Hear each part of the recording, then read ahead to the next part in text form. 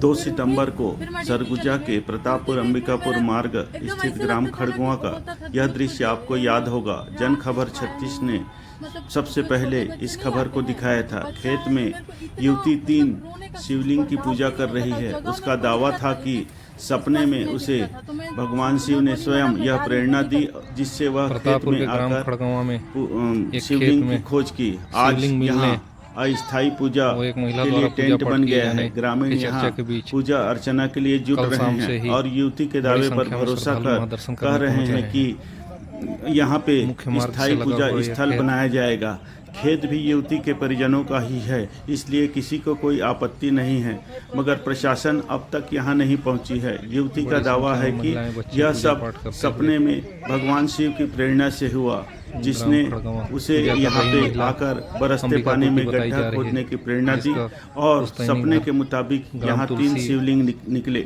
युवती का दावा है कि बार बार उसे बच्चे के रोने की आवाज़ सपने में आने लगती थी और एक गाय की गुहार भी उसे इसी खेत के माध्यम से दिखता था। इसी से प्रेरणा पाकर वह बीते 2 सितंबर को अपनी मामी के साथ आकर जब खेत की खुदाई की तो उसे यह तीनों शिवलिंग प्राप्त हुए।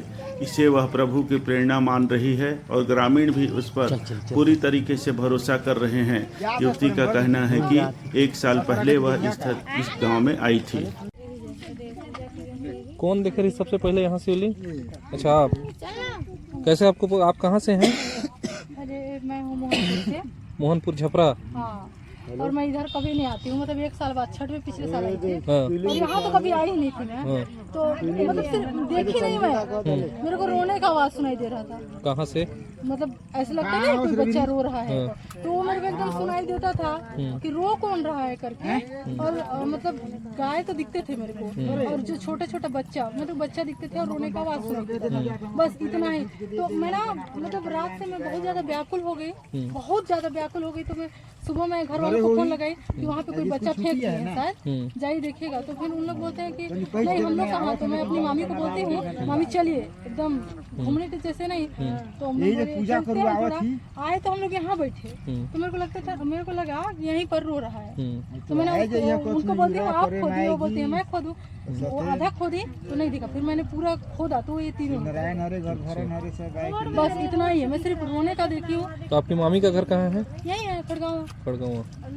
चल ठीक तो बताइए दे